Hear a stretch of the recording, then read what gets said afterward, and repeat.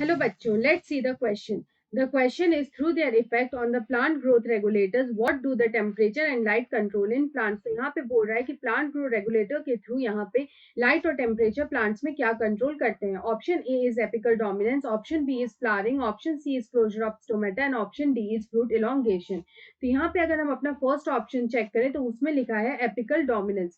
तो यहाँ जो एपिकल डोमिनेंस होता है, the hormone responsible for apical dominance is auxin. यहाँ पे ऑक्सिन जो है, it is a plant growth regulator जो यहाँ पे रिस्पॉन्सिबल होता है for the apical dominance in plant. उसके बाद अगर हम लोग नेक्स्ट देखें तो आता है फ्लावरिंग. तो अगर हम लोग यहाँ पे लाइट की बात करें तो यहाँ पे कुछ प्लांट्स ऐसे होते हैं जहाँ पे उन्हें चाहिए होता है a certain period of exposure to light. They need a certain period of exposure to light. यहाँ पे लाइट को उनको सर्टेन पीरियड ऑफ एक्सपोजर चाहिए होता है for flowering.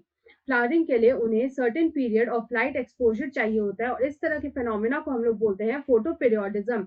It is called photo periodism. Photo periodism के बेसिस पे हम लोग प्लांट्स को 3 कैटेगरीज में डिवाइड कर सकते हैं. एक होता है short day plant. Short day plants वो होते हैं जिनको यहाँ पे जो क्रिटिकल ड्यूरेशन होता है उससे कम समय के लिए यहाँ पे लाइट की जरूरत होती है. सेकेंड होता है लॉन्ग डे प्लांट्स. इनको यहाँ पे क्रिटिकल ड्यूरेशन से ज्यादा पीरियड के लिए लाइट चाहिए होती है. और एक आता है डे न्यूट्रल प्लांट्स. ये जो यहाँ पे डे न्यूट्रल प्लांट्स होता है ये यहाँ पे इंडिपेंडेंट होते हैं to the exposure to light. तो यहाँ पे इस तरह से इनको 3 कैटेगरीज में डिवाइड किया जाता है. उसके बाद अगर हम लोग लाइट के बाद देखें तो नेक्स्ट आता है यहाँ पे टेम्परेचर. अगर हम लोग यहाँ पे टेम्परेचर की बात करें तो ये टेम्परेचर जो होता है उनमें क्या होता है कि सर्टेन प्लांट्स जो होते हैं उनको यहाँ पे एक पर्टिकुलर ड्यूरेशन चाहिए होता है for cold temperature. They need a particular duration of low temperature. यहाँ पे उनको पर्टिकुलर ड्यूरेशन के लिए लो टेम्परेचर की जरूरत होती है for flowering. They need a particular duration of low temperature for flowering. तभी वो यहाँ पे फ्लावरिंग कर पाते हैं. तो इस तरह के फिनोमिना को हम लोग यहाँ पे बोलते हैं vernalization. It is called vernalization. तो इस तरह के फिनोमिना को हम लोग बोलते हैं वर्नलाइजेशन.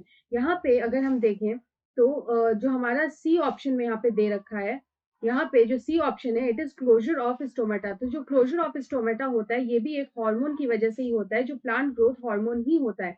और ये जो हार्मोन होता है इसको हम लोग बोलते हैं abscisic acid. It is called abscisic acid. ये जो एब्सिसिक एसिड होता है ये यहाँ पे इसको हम लोग बोलते हैं स्ट्रेस हार्मोन. प्लांट में ये स्ट्रेस हार्मोन भी बोला जाता है. उसके बाद लास्ट हमारा आता है यहाँ पे फ्रूट इलोंगेशन. तो यहाँ पे जो हार्मोन फ्रूट इलोंगेशन के लिए रिस्पॉन्सिबल होता है वो होता है जिब्रेलिन.